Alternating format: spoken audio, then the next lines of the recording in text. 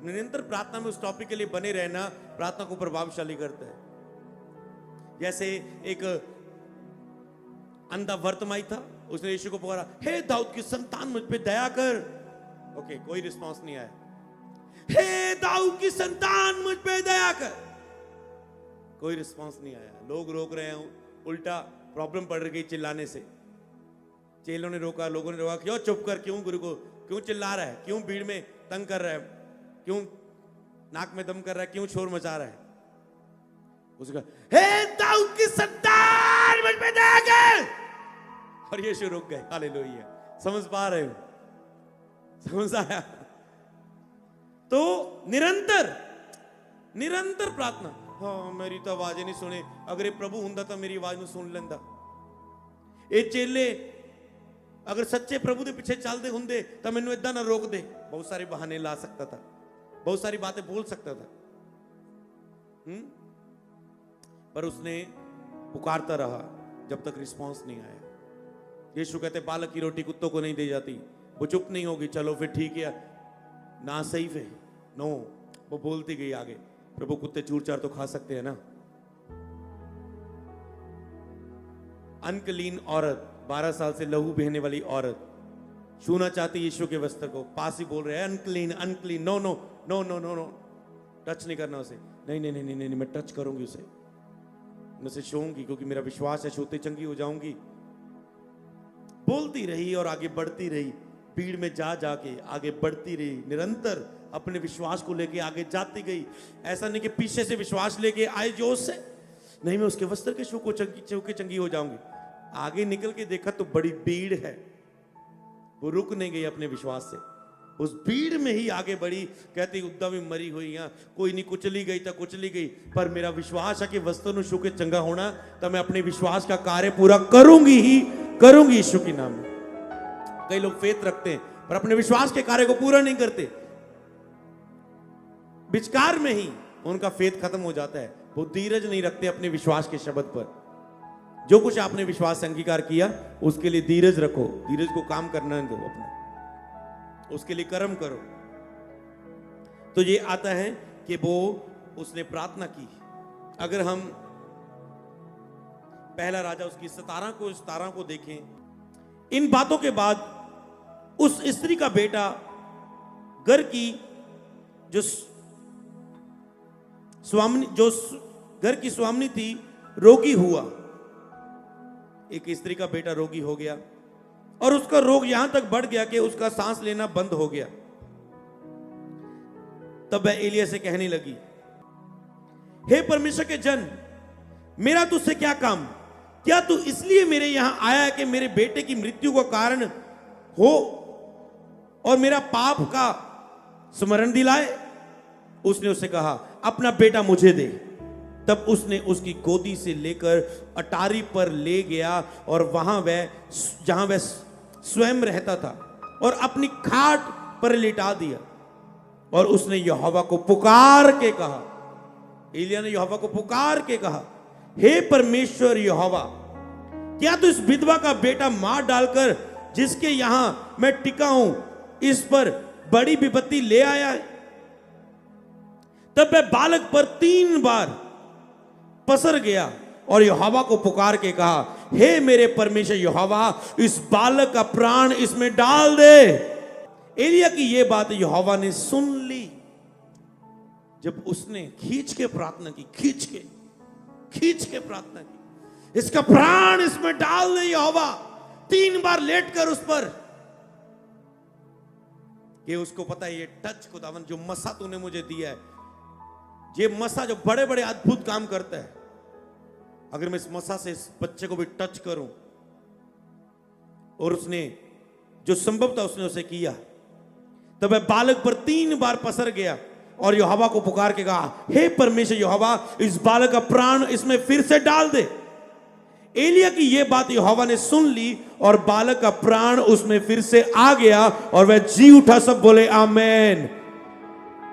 तब एलिया बालक को अटारी पर से नीचे घर ले आया और एलिया ने यह कहकर उसकी माता के हाथ में सौंप दिया, देख तेरा बेटा जीवित है। स्त्री ने एलिया से कहा, अब मुझे निश्चय हो गया है कि तू परमेश्वर का जन है। यहोवा का जो वचन तेरे मुंह से निकलता है वह सच होता है। सब बोले आमीन। कहता है अब मैं जान चुकी हूं कि तू यहोवा का जन है। यहोवा का जो वचन तेरे मुंह से निकलता है वो पूरा होता है, वो पूरा होता है, वो पूरा होता है। यहोवा का जो वचन तेरे मुंह से निकलता है वह पूरा होता है। एलिया के मुंह से जो भी वचन निकलता था वो पूरा हो जाता था। क्यों? क्योंकि वो कहता है जिस परमेश्वर के सामने मैं बैठा रहता हूं उस परमेश्वर की शपथ, मेरे के बिना ना बारिश पड़ेगी ना ओस पड़ेगी। परमेश्वर के सामने बैठे ही रहना। उसने ये नहीं कहा जिस परमेश्वर के सामने टाइम मिले पर मैं बैठता हूं, जब कभी कभी समय मिले तो बैठता हूं। कहता जिस परमेश्वर के सामने मैं निरंतर बैठा रहता हूं। इन एलिया पर, अलीशा पर, ये ऐसे नबी थे, कोई प्रार्थना के लिए भी आता था, मिलना भी जरूरी नहीं समझते थे। प्रार्थना कर रहे, इधर यहोवा के सामने बैठे, टक टक टक दरवाजा खटक रहे। हाँ कौन है? राजा आया जी, इतनी दूर से इतने सफर करके, बड़े लोग, इतने लोग आए हैं, वो प्रार्थना करवाना चाहते हैं। नवान कोड़ी बीमार है। ये नबियों में इतनी ताकत थी। वो कहते ओके, उस नदी में डुबकियां मार, साथ वो चंगा हो जाएगा। समझ पा रहे हो? वचन दे रहा है। ये नहीं ओके ओके मैं आ रहा हूं, ठीक है थोड़ा रोको, मैं घंटा को और प्रार्थना कर लूं। समझ पा रहे हो? ऐसी रिलेशनशिप थी कि उसे पता है मेरे मुंह का वचन पूरा हो जाएगा। तो ना ही तो नदी में चमत्कार था, कहता मेरी नगर में नदियां नहीं है। तो किसी ने सलाह दी, अरे कोई बड़ा काम तो नहीं बोला, अगर बोलता जाके आज इतना सोना लेके आए, इससे ज्यादा और लेके आ तो तू वो भी कर लेता। तो कहता बिलीव करना जो काम दिया गया। उसने बिलीव किया, डुबकियां मारी, त्वचा साफ होगी नमान कोड़ी की और अद्भुत कार्य हुआ। हालेलुया। एलिया का दुगना मसा अलीशा पर था। तो जब ये नबी बोलते थे तो क्यों? क्योंकि परमेश्वर के सामने बैठे रहना। बोलो नाइट प्रेयर की मुझ पे ग्रेस आ चुकी है। मैं बैठा रहूंगा और एलिया और अलीशा की तरह अद्भुत काम को देखूंगा। मैं बैठा रहूंगा, एलिया और अलीशा की तरह अद्भुत कामों को देखूंगा। मैं नाइट प्रेयर करूंगा और एलिया और अलीशा की तरह अद्भुत काम करूंगा। सब बोले आमीन, हालेलुया। और उसने अद्भुत कामों को देखा।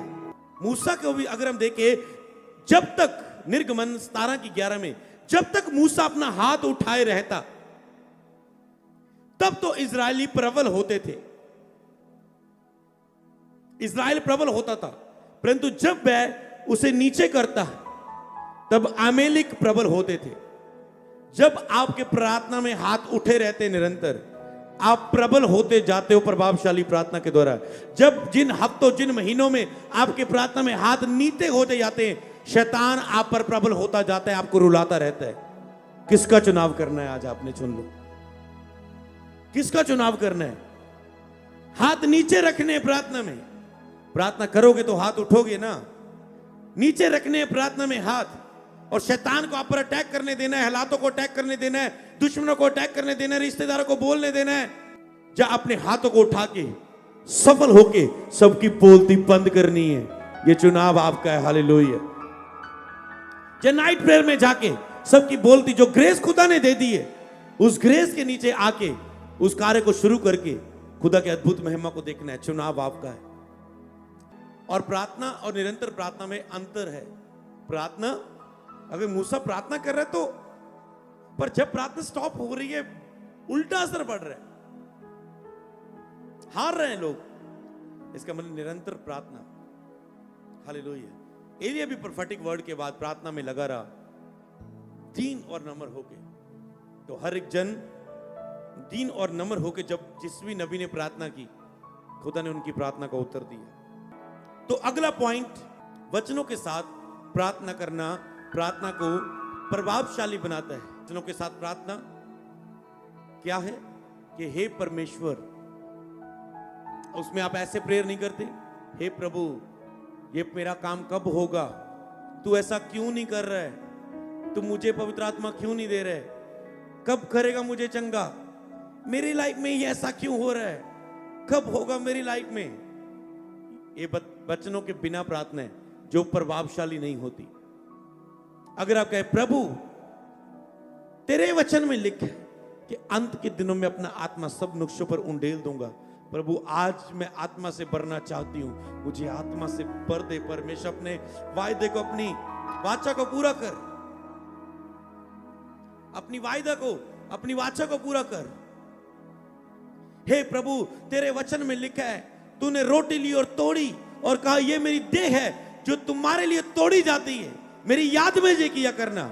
जब जब तुम उसे लो तो ये याद करना कि तुझे बीमारी के कारण दुख उठाने की जरूरत नहीं है, क्योंकि मैं तेरे दुखों को अपने ऊपर क्रूस पर लेके जान दे चुका हूं। हे प्रभु मैं तेरे उस वचन पर भरोसा करती हूं कि मुझे बीमारी के अनुसार दुख उठाने की जरूरत नहीं है, क्योंकि मेरे दुखों को तू उठा चुका है। जब मैं तेरी रोटी लेती हूं प्रभु, वो खाती हूं, खाता हूं, तो मैं ये विश्वास करता हूं, तो मैं ये भी विश्वास करता हूं कि मेरे दुखों को तू उठा चुका है। हालेलुया।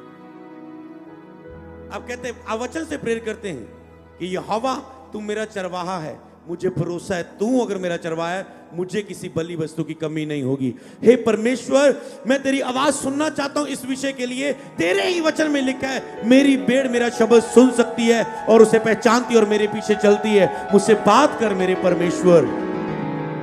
हर एक बात को वचन से बोलना, और इसे करने के लिए बाइबल पढ़ना ज्यादा से ज्यादा, ताकि तुम ऐसे वचन जो तेरी प्रार्थना में यूज हो सकते उसे नोट करें। आज तूने मत्ती पढ़ी, नोट कर ली ऐसे वचन। आज तूने फिर मरकुस पढ़ी, फिर तू प्रेरितों के काम में आया, तू कुरिन्थिया तूने खोला, तूने याकूब खोला, तूने पहला पत्रस खोला, और तुम जो भी खोल रहे हो तुम उसे देख रहे हो, ये लाइन प्रार्थना में मैं उपयोग किया करूंगा। मैं जब नए नए प्रभु में आया मैं ऐसा ही करता था, उन लाइनों को लिखता था और फिर याद करता था प्रार्थना में यूज होने वाले वचन को। मुझ नहीं ऐसे याद, जैसे स्कूल की किताबें पढ़ते हैं, समझ गए ना। फिर 15 मिनट के बाद फिर से बोलना, अब तो रट्टा होगा, फिर देखना अभी वो थोड़ा सा भूल रहा है, बाइबल उठा इनके रूम में, ओ अच्छा ये था, ठीक है। फिर धीरे धीरे वो अंदर चला जाता था। फिर पता क्या होता था, ऐसा करने से क्या हुआ, मेरे अंदर वचन भर गए। और एक टाइम आया खुदा ने मुझे वर्शिप लीडर के रूप में खड़ा कर दिया, आराधक के रूप में, और आराधक मुझे चर्च में आराधना करने का मौका मिलना, ऐसे लीड करने का। तो मैंने जाना गिटार लेकर आराधना शुरू करनी, दे वचन की वचन वचन वचन वचन आराधना में लीड कर करके लोग आत्मा से भरते जाने, चंगे होते जाने, दुष्ट आत्माएं निकलती जानी। हालेलुया। और कलीसिया ने मुझे ढूंढना मीटिंग के बाद, अमृत भाजी प्रेयर कर दो। मैं कहा मैं तो पास्टर को जाओ, पास्टर के पास जाओ। हालेलुया। तो क्यों? क्योंकि जब आप वचनों से इतने भर जाते हो, फिर आप लीड करते हो वचनों से, आप लीड करते हो स्पिरिट में, आत्मा में, बोलते हो वचनों से, और आपकी प्रेयर प्रभावशाली हो जाती है। इसलिए चाहे आप पास्टर हो, अपनी सेवकाई में ऐसे वचनों को मनन करो अपनी बाइबल के समय में, जो तुम प्रार्थना में उपयोग कर सकते हो। और फिर जब तुम अपनी कलीसिया के सामने जाओगे और वो आत्मा तुझे जो वचन तूने याद किए, आज आत्मा क्या चाहता है, अगर याद किया तो आत्मा स्मरण कराएगा ना। याद ही नहीं किया, पता ही नहीं है, तो कहां से याद कराएगा। लिखा है मेरी बातों को स्मरण कराएगा पवित्र आत्मा। अंदर है तो स्मरण कराएगा ना। तो अंदर वचन है तो उसे स्मरण कराएगा। आज वचन के द्वारा ऐसे प्रार्थना कर, ऐसे प्रार्थना कर, ये वचन बोल, और तुम वचन बोलोगे और वो आत्मा के द्वारा आया होगा वचन होगा, वो विश्वासी के अंदर जाएगा, टच करेगा, और खुदा उसे चंगा कर देगा, छुटकारा देगा यीशु के नाम में। हालेलुया। डिलीवर करेगा, आत्मा से भर देगा। क्योंकि जो वचन परमेश्वर की ओर से होता है, पवित्र आत्मा से हिला के तेरे अंदर आता है, वो प्रभावशाली होता है। बाइबल में लिखा है जो पवित्र आत्मा वचन डालता है हिला के, आपको याद दिला के, वो प्रार्थना करवाता है आत्मा में, वो असर लेके आती जो आत्मा में प्रार्थना होती है, क्योंकि वो परमेश्वर की ओर से होती है। तो इसका मतलब वचनों के साथ प्रार्थना, अधिक से अधिक वचनों का उपयोग करना, हर बात को वचन से बोलना, हर बात को, कोई भी किसी भी तरह की प्रार्थना है उसको, उसके बीच में वचन ढूंढो, कौन सा उपयोग होगा इस वचन, इस प्रार्थना में, आत्मा में ढूंढो, बाइबल से ढूंढो, प्रचारों से ढूंढो, तो उसे यूज करो, क्योंकि वचन के बिना प्रार्थना कई वक्त प्रभावशाली नहीं होती, इसलिए वचनों के द्वारा प्रार्थना प्रभावशाली होती है। तो इसका अगला